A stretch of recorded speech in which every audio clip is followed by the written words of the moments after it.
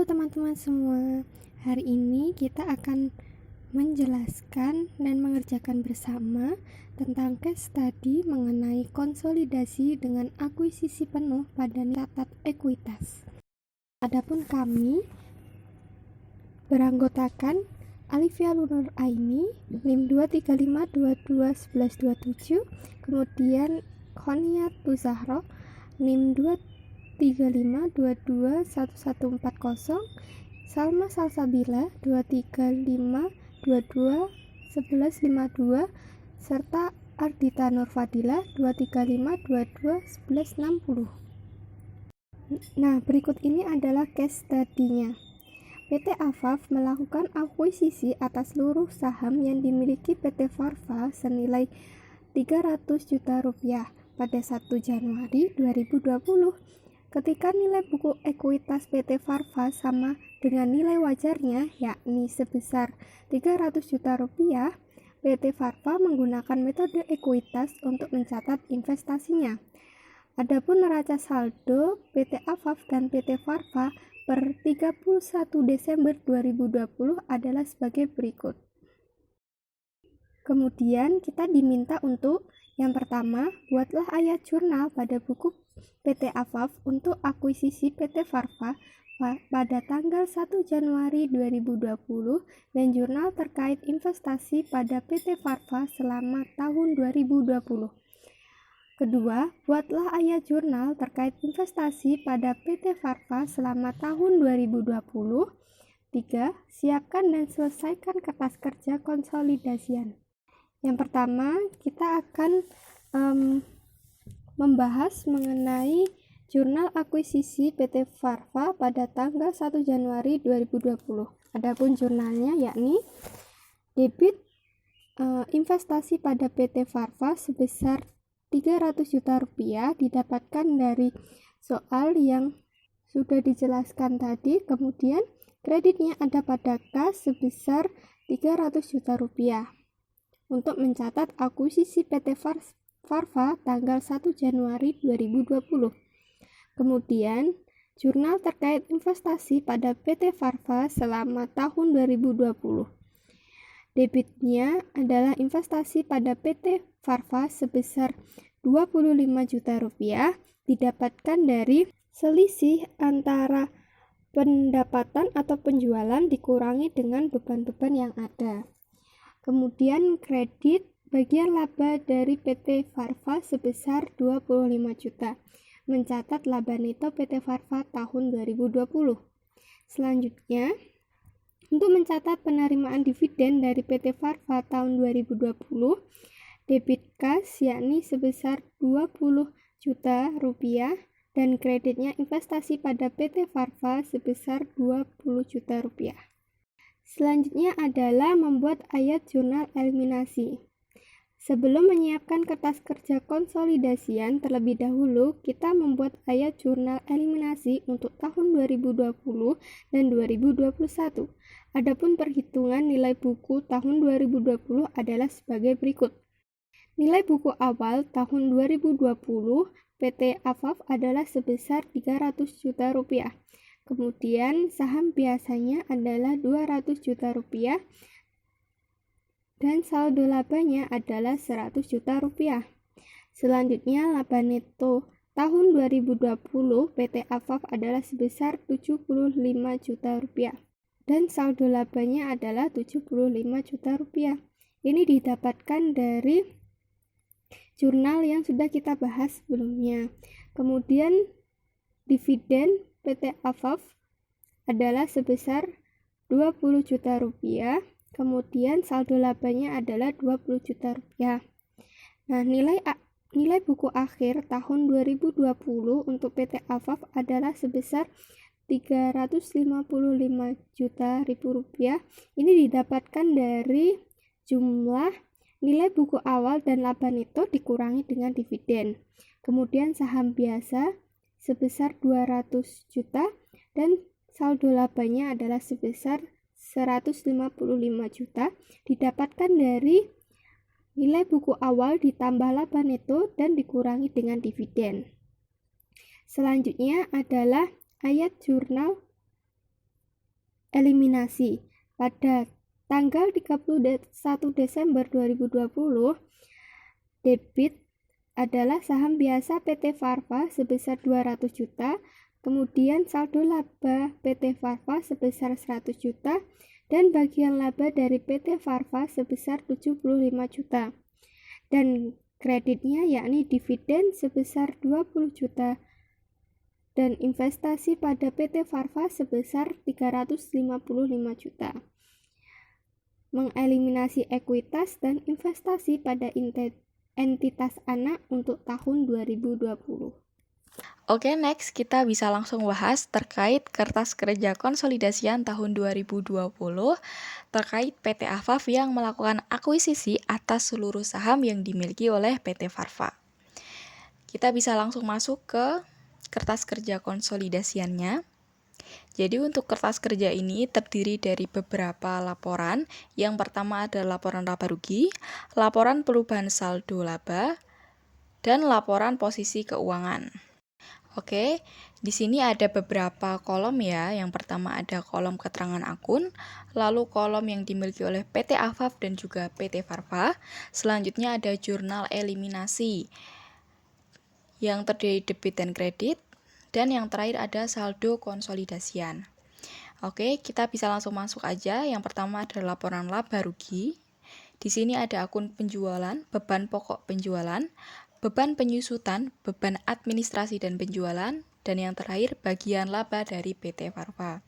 Untuk semua saldo yang ada di akun ini kita bisa ambil dari neraca saldo pada 1 Januari 2020. Oke, kita bisa langsung lihat di sini ada akun penjualan untuk PT Afaf senilai 800 juta dan PT Farva senilai 250 juta. Kita bisa cek di neraca saldonya apakah sudah benar. Bagian penjualan. Di sini sudah benar ya. Pada PT Afaf senilai 800 juta dan PT Farva senilai 250 juta. Selanjutnya ada beban pokok penjualan, ini akan sebagai pengurang. Di PT Afaf senilai 200 juta dan PT Farva senilai 125 juta. Bisa kita lihat. Sudah betul, PT Afaf senilai 200 juta dan PT Farva senilai 125 juta. Selanjutnya ada beban penyusutan. Di sini PT Afaf senilai 50 juta dan PT Farva 10 juta. Beban penyusutan ini juga akan sebagai pengurang. Bisa kita lihat beban penyusutan. Sudah benar, PT Afaf 50 juta dan PT Farva senilai 10 juta. Selanjutnya, beban administrasi dan penjualan. Untuk PT Afaf senilai 225 juta dan PT Farva senilai 40 juta. Bisa kita lihat lagi. Sudah benar, PT Afaf senilai 225 juta dan PT Farva senilai 40 juta.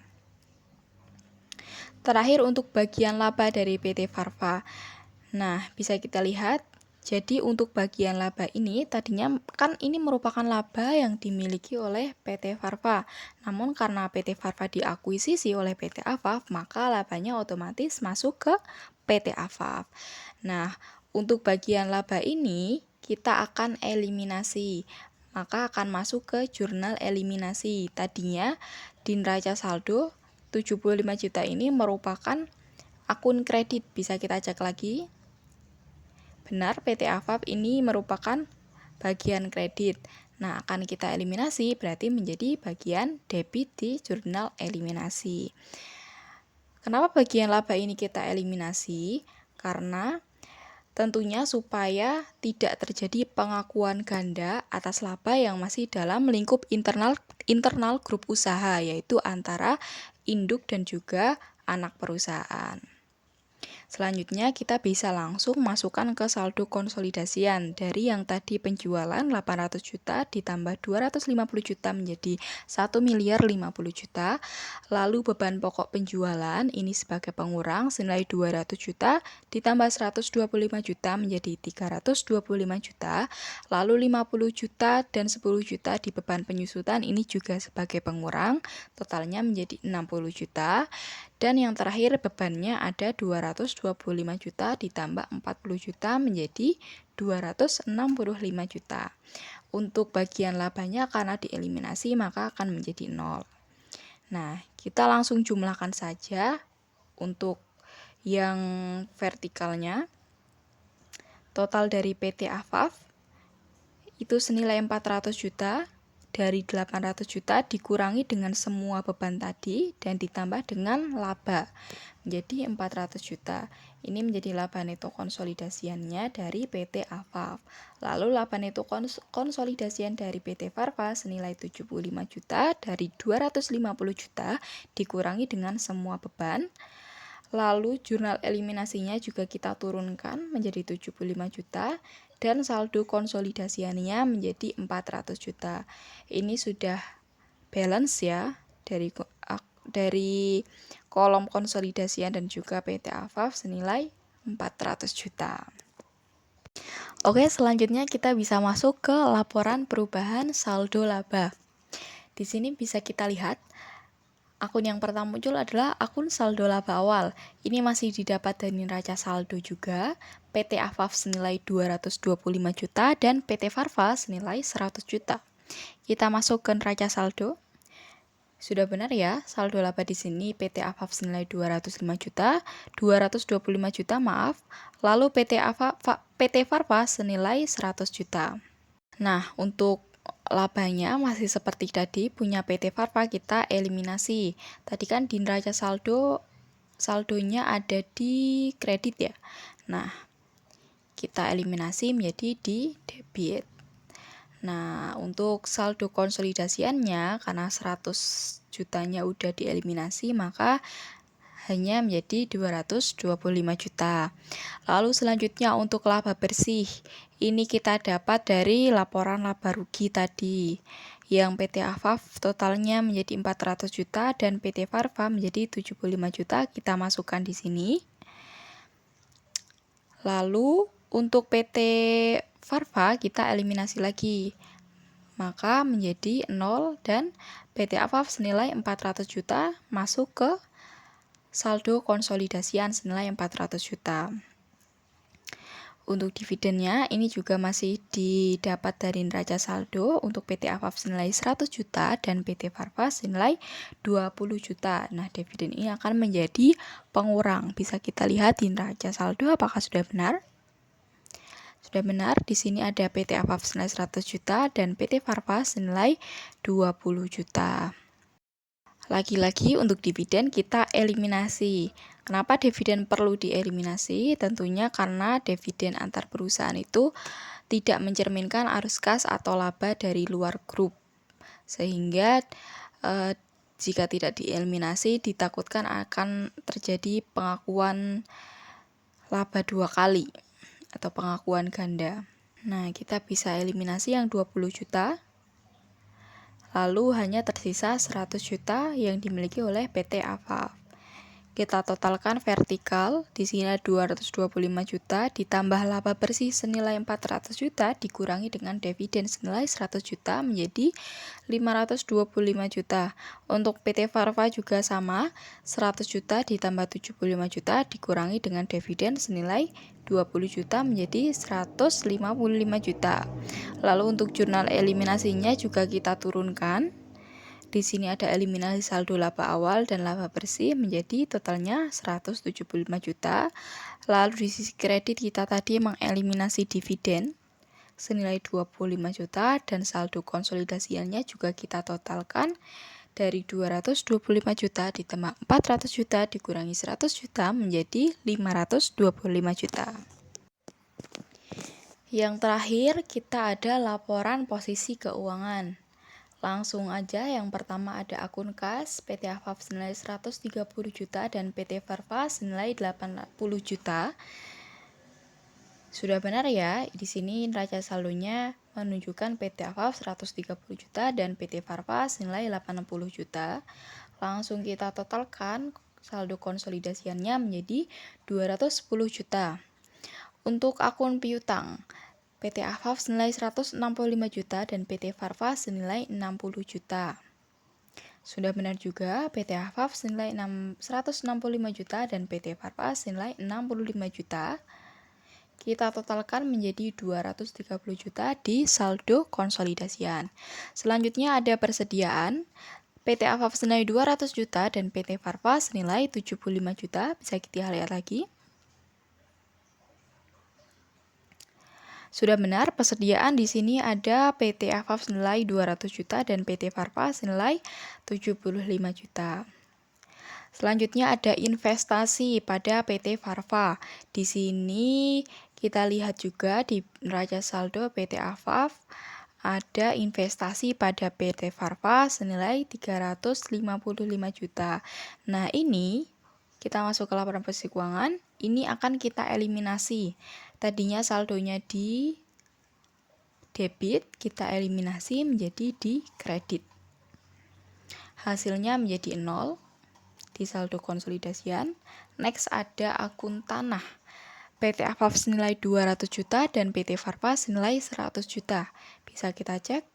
Tanah sudah benar, PT Afaf senilai 200 juta dan PT Farva senilai 100 juta. Selanjutnya ada bangunan dan peralatan. PT Afaf senilai 700 juta dan PT Farva senilai 200 juta. Sudah benar, 700 juta dan 200 juta. Langsung kita saldokan menjadi 900 juta dan tadi tanah juga 300 juta. Terakhir untuk akumulasi penyusutan, ini akan menjadi pengurang tentunya. PT Afaf senilai 400 juta dan 450 juta, dan PT Farva senilai 20 juta. Sudah benar, 450 juta dan 220 juta. Oke, sudah benar ya. Ini kita totalkan menjadi 475 juta. Tinggal kita jumlahkan secara vertikal dari tadi semua aset dan juga investasi tadi, kita kurangi dengan akumulasi penyusutan senilai 400 juta. Totalnya maka akan menjadi 1.300.000.000 juta. Nah, untuk PT Farva totalnya menjadi 500 juta. Lalu eliminasinya dari investasi PT Farva tadi juga kita turunkan senilai 355 juta dan total saldo konsolidasiannya ada 1.445 juta. Itu untuk total asetnya. Nah, selanjutnya kita akan menghitung total liabilitas dan ekuitasnya. Di sini ada utang usaha senilai 75 juta dari PT Afaf dan 60 juta dari PT Farva. Apakah sudah benar? Oke, benar ya. Di sini ada PT Afaf dikredit 75 juta dan PT Farva tentunya juga dikredit 60 juta. Kita saldokan menjadi 135 juta. Utang obligasi di PT Afaf senilai 200 juta dan PT Farva senilai 85 juta. Apakah sudah benar? Sudah benar ya. Di sini ada PT Afaf senilai 200 juta dan PT Farva 85 juta. Saham biasa, ini ada PT Afaf senilai 500 juta dan PT Farva senilai 200 juta. Sudah benar 500 juta dan 200 juta. Untuk PT Farva lagi-lagi kita eliminasi yang 200 juta yang tadinya di kredit kita eliminasi menjadi di debit. Maka menjadi 0 dan saldonya tersisa ya dari yang PT Afaf tadi Sisa PT Afaf yaitu 500 juta. Untuk saldo labanya, kita ada PT Afaf senilai 525 juta dan PT Farva senilai 150 juta. Apakah sudah benar? Kita cek lagi. Oh iya, untuk saldo laba ini kita dapat dari laporan perubahan saldo laba. Kita lihat di laporan perubahan saldo laba di sini sudah benar. Untuk PT Farva senilai 525 juta dan untuk PT Afaf senilai 525 juta dan PT Farva senilai 150 juta. Oke, sudah benar. Nah, untuk eliminasinya yang saldo laba ini, kita dapat juga dari laporan perubahan saldo. Tadi kan di laporan perubahan saldo ada 2 akun yang dieliminasi ya. Ada akun saldo laba awal dan laba bersih dieliminasi. Totalnya 175 juta. Nah, itu juga kita eliminasi, kita masukkan juga di saldo laba di laporan posisi keuangan, yaitu 175 juta. Lalu yang 20 juta juga kita dapat dari laporan perubahan saldo. Tadi ada dividen juga yang dieliminasi, kita masukkan juga. Dan total akhirnya dari 525 juta PT Afaf ditambah 155 juta PT Farfa dikurangi dengan eliminasi 175 juta untuk saldo laba awal dan laba bersih, dan juga eliminasi 20 juta dari dividen. Maka sisa saldo konsolidasiannya menjadi 525 juta. Tinggal kita totalkan vertikal. Untuk total liabilitas dan ekuitas milik PT Afaf senilai 1.300 juta, PT Farfa senilai 500 juta.